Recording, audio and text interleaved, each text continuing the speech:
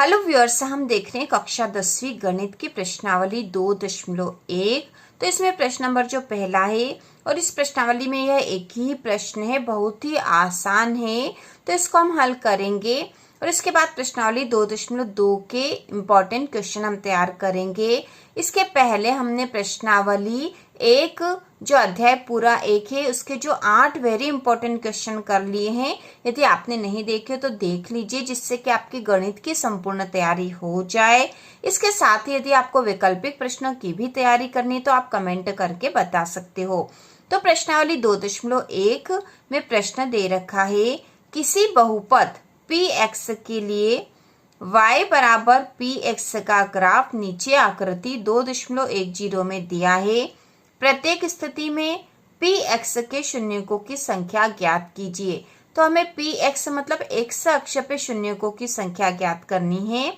तो प्रश्न नंबर जो पहला है, यहाँ पे ये x अक्ष है, x और x डैश, और ये y अक्ष है, y और y डैश। तो हमें इसको इसी तरह से समझना है कि ये वाला x अक्ष और ये वाला y अक्ष है और हमें px के शून्यकों की संख्या ज्ञात करनी है, मतलब x अक्ष पर शून्यकों को देखना है। तो शून्यक हम कैसे देखेंगे?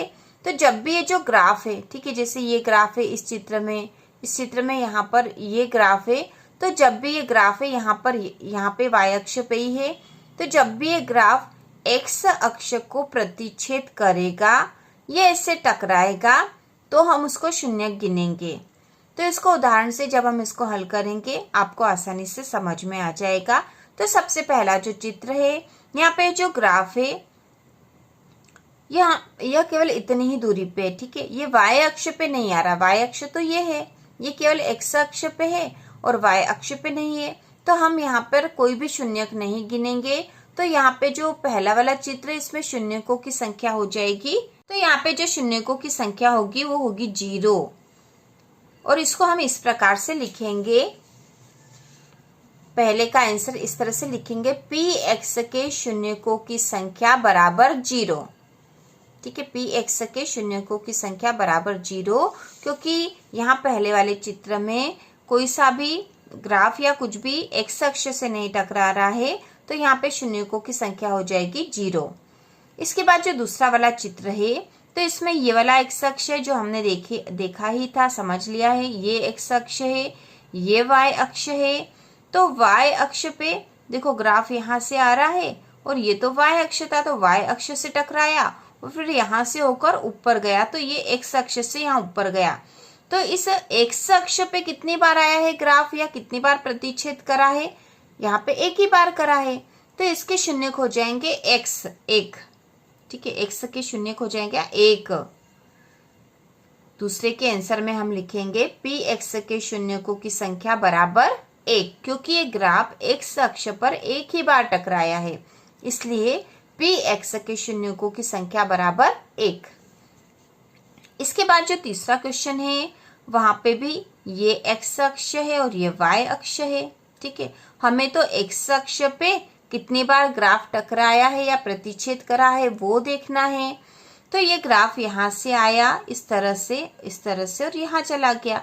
तो यहाँ से आया एक बार, ठीक है। अब यहाँ पे तो y अक्ष पे था, तो y अक्ष हमें नहीं देखना है। x अक्ष पे एक बार, फिर 2 बार और फिर 3 बार, ठीक है। 1, 2 और 3 बार इसने प्रतिच्छेद करा है।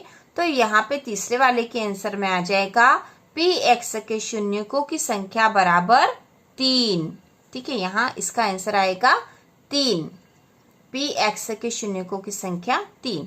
इसके बाद हम चौथा क्वेश्चन देखेंगे।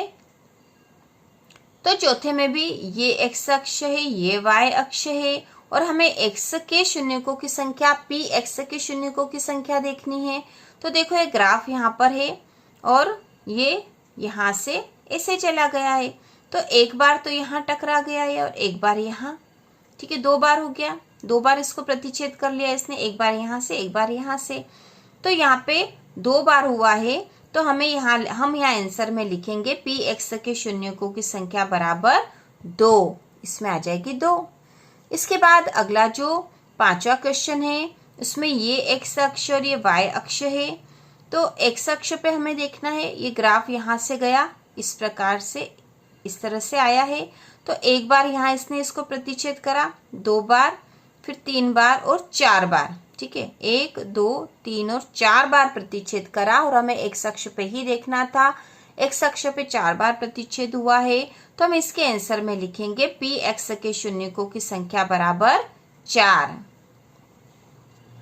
इसके बाद जो अगला छठा क्वेश्चन है उसमें ये एक्स अक्ष, ये वाई अक्ष, तो एक्स अक्ष पे हम देखेंगे ग्राफ यहाँ गया, फिर इस तरह से, फिर इस तरह से और इस तरह से ऊपर गया है। तो एक बार इसने यहाँ प्रतिच्छेद करा, दूसरी बार यहाँ टकराया है, इस पे आया है और तीसरी बार यहाँ आया है। तो अब पी एक्स के शून्य कितने होंगे?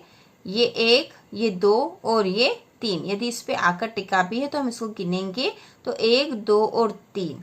तो यहाँ पी एक्स के शून्यकों की संख्या हो जाएगी 3 और हम इसको इस प्रकार से लिखेंगे। तो मैं आंसर इस प्रकार से लिखेंगे। पहला हमने देख लिया था पी एक्स के शून्यकों की संख्या बराबर 0। दूसरे में हम लिखेंगे पी एक्स के शून्यकों की संख्या बराबर 1। तीसरे वाले के आंसर हो जाएगा पी एक्स के शून्यकों की संख्या बराबर 3।